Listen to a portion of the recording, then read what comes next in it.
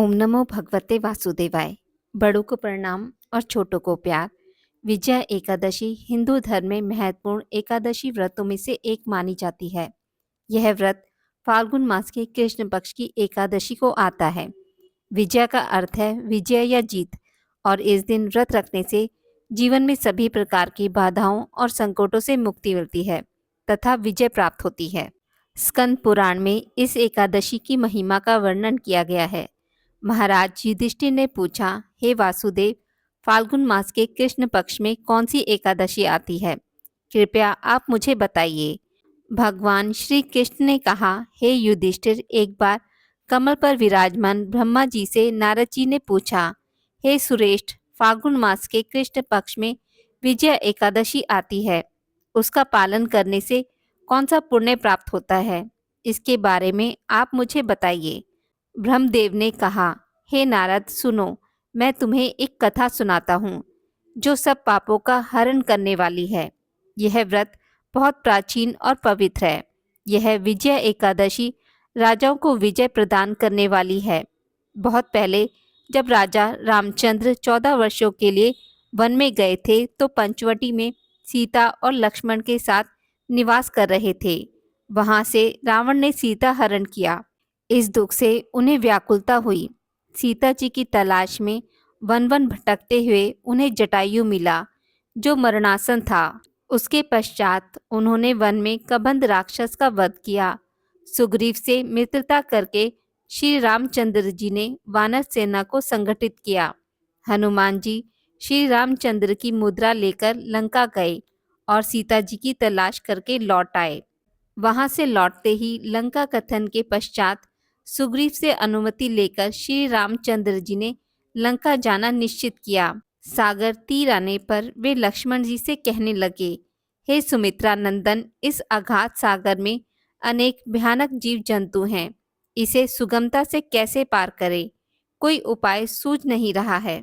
लक्ष्मण जी ने कहा, महाराज, आप ही आदिदेव और पुराण पुरुष पुरुषोत्तम हैं।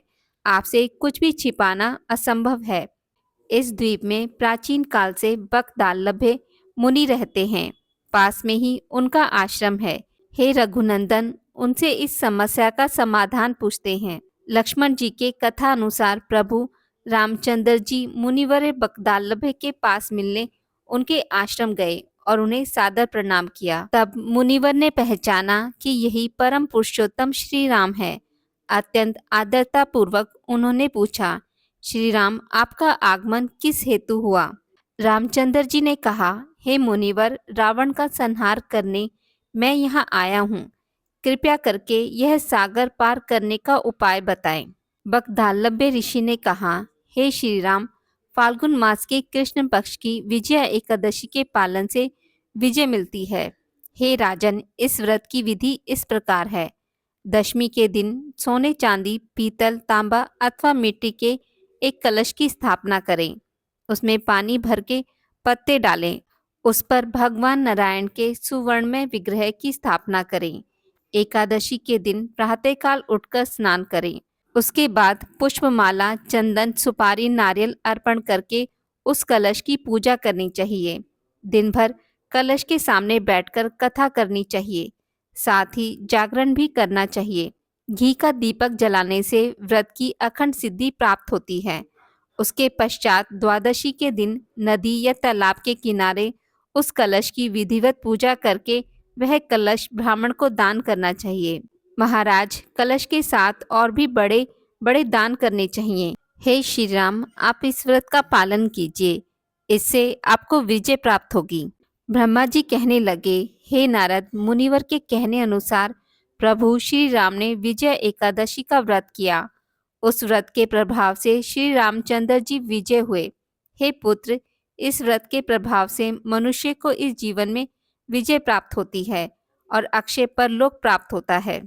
भगवान श्री कृष्ण ने कहा, इस एकादशी का पालन करना चाहिए। इसका महात्म्य सुनने से वाजपेयी यज्ञ का फल मिलता है। तो प्रेम से बोलिए, श्री हरि विष्णु भगवान की जय। आज की इस वीडियो में बस इतना ही। मित्रों, अगर आपको मेरी वीडियोस पसंद आती हैं तो इसे लाइक और शेयर ज़रूर करें, और पूजा पाठ से जुड़ी जानकारी के लिए मेरे चैनल को सब्सक्राइब करना ना भूलें। धन्यवाद।